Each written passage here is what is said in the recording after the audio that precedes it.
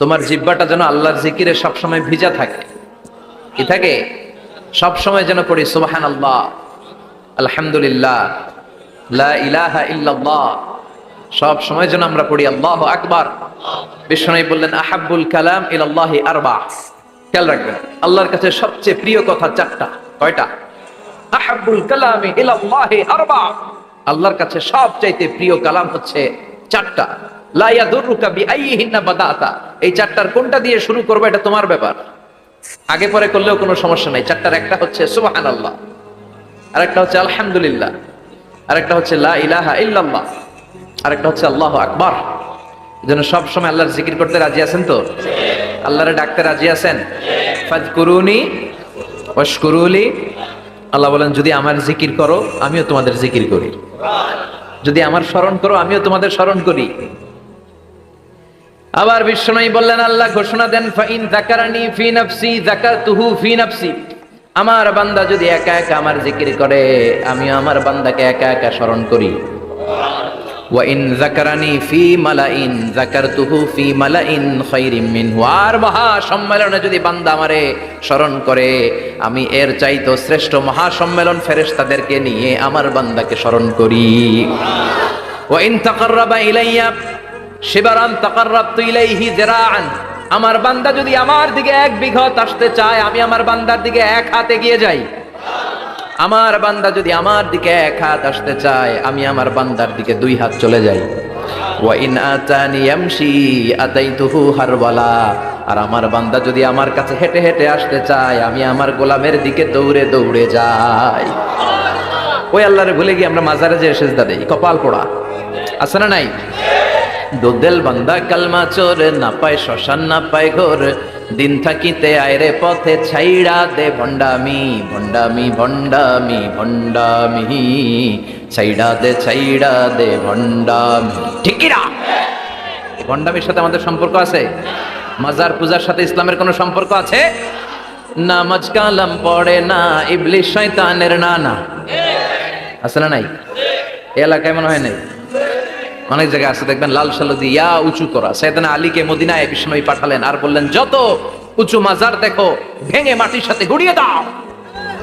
কবরস্থান উঁচু হবে না, কবর হবে সমান। এটাকে সেফটি দেওয়ার জন্য, সিকিউরিটি দেওয়ার জন্য আপনি চারদিকে সিম্পল বেড়া বা দেয়াল দিতে পারেন যাতে গরু ছাগল যে এই কবরের অসম্মান না করে।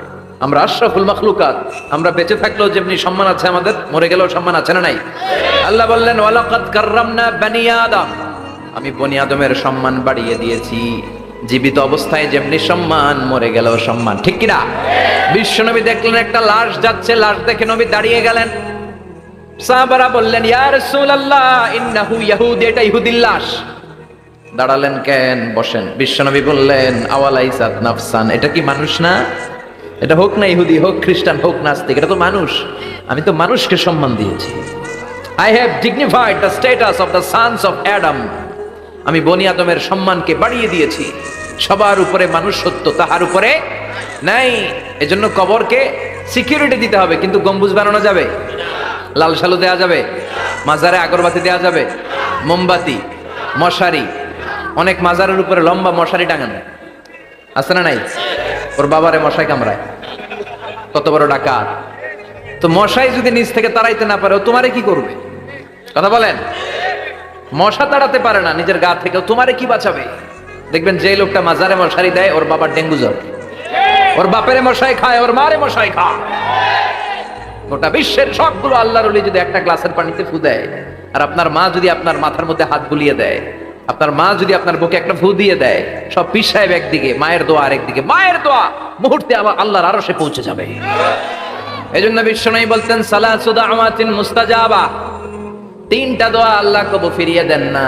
এক নম্বরে হচ্ছে দাওয়াতুল মুসাফির, সফর অবস্থায় দোয়া করলে কবুল করে কে? দুই নম্বরে দাওয়াতুল মাজলুম, অত্যাচারিত ব্যক্তির দোয়া কবুল করে কে? তিন নম্বরে দাওয়াতুল ওয়ালিদাইনি লিওয়ালাদিহি, মা বাবা যখন হাত তুলে ছেলে মেয়েদের জন্য আল্লাহর কাছে দোয়া করে ওই দোয়াটাও কবুল করে কে? মাজারে মশারি দিবেন? লাল সালু দিবেন?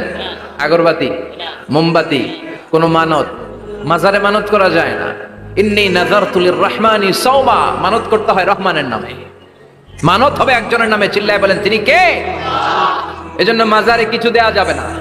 এই ভণ্ডামি গোটা বাংলাদেশ ব্যাপী। আমরা বলে যাচ্ছি যতটুকু শুধরানোর শুধরাবে। হেদায়েত দেওয়ার মালিক একজন, চিল্লায় বলেন তিনি কে? অনেক পীর আছে এরকম ভণ্ড পীর, সারা বছরে নাকি একবারও গোসল করে না, 365 দিনে ওর গোসলের রুটিন একদিন, আর ওই একদিনের গোসলের পানি মুরিদরা সব খাইয়া শেষ করে ফেলায়। নাউজুবিল্লাহ কইবেন না? নামাজ কালাম পড়ে না, ইবলিশ শয়তানের নানা, ধর্মের একখান খুঁটি ধইরা কয়দিন করবা হয়রানি। ভণ্ডামি ভণ্ডামি ভণ্ডামি, ছাইড়া দে ভণ্ডামি। দোদেল বান্দা কালমা চোর, না পায় শ্মশান না পায় ঘোর, দিন থাকিতে আয়রে পথে ছাইড়া দে ভণ্ডামি। ভণ্ডামি ভণ্ডামি ভণ্ডামি, ছাইড়া দে ভণ্ডামি। চিল্লায় বলেন ঠিক কিনা? এগুলোর সাথে আমাদের কোনো সম্পর্ক নেই। ইসলাম হচ্ছে সহজ। আদ-দীনু ইউসরুন লা উসরা ফি। আদ-দীনু ইউসর, দিন সহজ। এত জনের কাছে যাওয়া লাগবে না, আপনি ওই জেলায় যে ওই মাজারে মানত করা লাগবে না, আপনার সিলেটে যাওয়া লাগবে না, আপনার খানজানালির কাছে যাওয়া লাগবে না, আপনার কোথাও যাওয়া লাগবে না। আপনি বাড়ির পাশের মসজিদে পড়ে সেজদা দেন, মুহূর্তে দোয়া কবুল করে নিবে কে?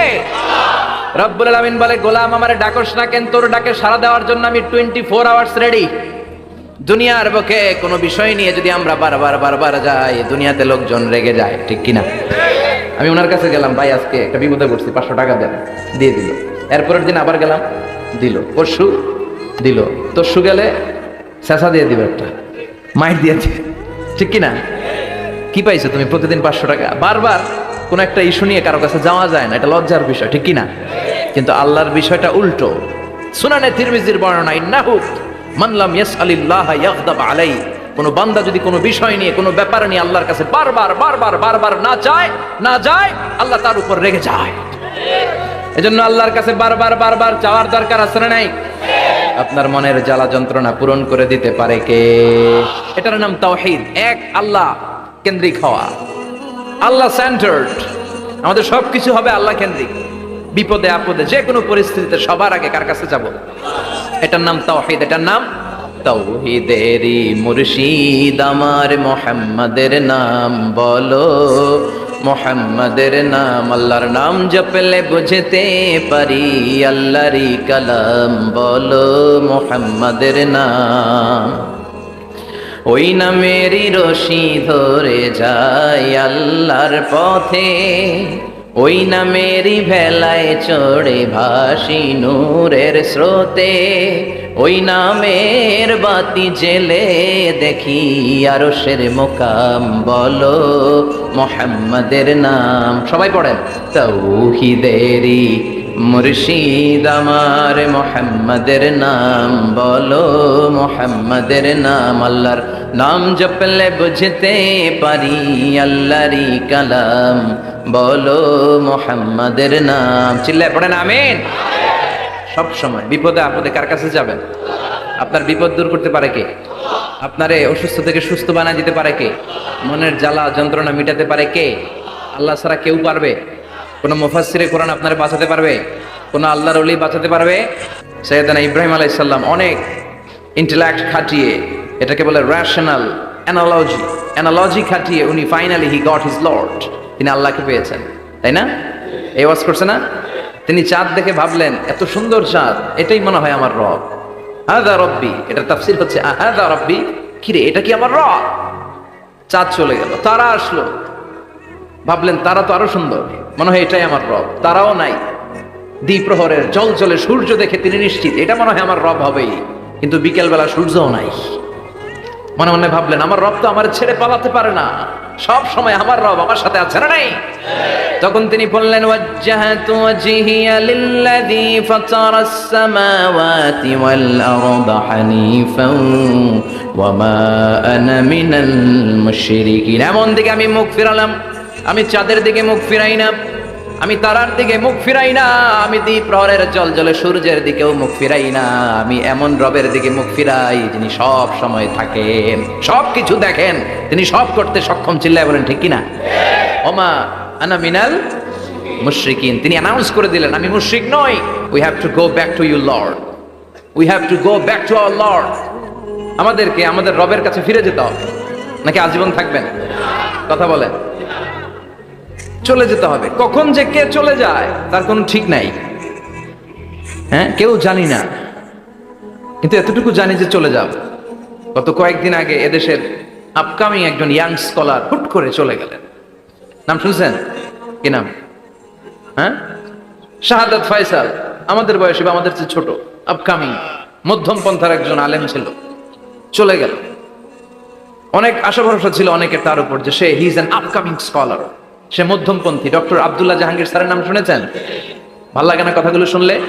হৃদয়টা ঠান্ডা হয়ে যায়। কারো পক্ষপাতিত্বে যায় না, যেটা হক, যেটা সমাজের জন্য কল্যাণকর সেটার কথা বলে। এই মাঝামাঝি থাকতে পারাটা সবচেয়ে কঠিন, ঠিক কিনা?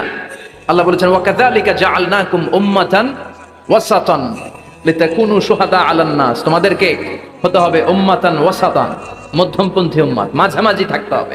কিন্তু আমরা এদেশে মার্জিনালাইজ করে ফেলি, বুঝতে পেরেছেন? এক প্রান্তে চলে যায়। যারা চরমনায়ের মুরিদ অন্যদেরকে আর দেখা যাবে না, যারা সরসিনার মুরিদ এরাই সব, অন্যদিকে যাওয়া যাবে না। যারা জামাত ইসলাম অন্যদিকে আর যাওয়া যাবে না। যারা হেফাজতে ইসলাম অন্য কারোর মধ্যে আর হক নাই। যারা আহলে হাদিস এরা তো সব নিয়েই গেছে, সব হক সুন্নাহ এদের কাছে, কারো মুখের কোনো কথা এদের কাছে কোনো দাম নাই। আপনি যত হকের কথা বলেন এদের দলেই নাকি ঢুকতে হবে। তো আমার এই দেশে সুন্নি ভাইরা গালি দেয় আহলে হাদিস বলে, আবার আহলে হাদিসরা আমার গালি দেয় সুন্নি বলে, বুঝতে পেরেছেন? মাঝামাঝি থাকাটা এই বাংলাদেশে খুব কঠিন, কিন্তু আপনাকে মাঝামাঝি থাকতে হবে। আপনাকে ওয়াসাতিয়ার পদ্ধতিতে আসতে হবে, উম্মাতান ওয়াসাতা, মাঝামাঝি। মাঝামাঝি ডানেও না বায়েও না, সিরাতুল মুস্তাকিমে ডান বাম নাই, এটা সোজা। এই রাস্তা একবার যদি উঠে যান এই রাস্তা শেষ হয়ে যাবে জান্নাতুল ফেরদাউসের ভিতরে। চিল্লায় বলেন ঠিক কিনা? এজন্য আমরা যেন মিডল পাথ ধরি, আমরা যেন কট্টর না হই, আমরা যেন মাঝামাঝি হই। আপনি তাবলিগ করতে পারেন, করেন, খুব ভালো।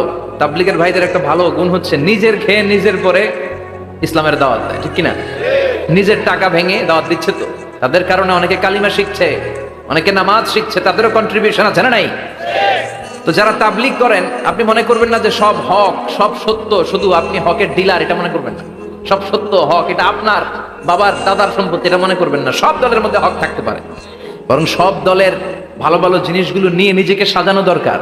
কথা বলেন? জামাত ইসলামের মতো, হেফাজতে ইসলামের মতো আন্দোলনের স্পিরিট থাকতে হবে, চিল্লা এখন ঠিক কিনা? আমার সুন্নি ভাইদের মতো নবীর প্রেম অন্তরে থাকতে হবে, চিল্লা এখন ঠিক কিনা? তাবলিগের ভাইদের মতো হৃদয়ে ইখলাস থাকতে হবে। এই সবগুলোর সমন্বয় হচ্ছে ইসলাম, সবগুলোর সমন্বয় ইসলাম। যেন কখনো মনে করবেন না যে আমি একদল করি তার মানে অন্য সব দল মনে হয় বাতিল।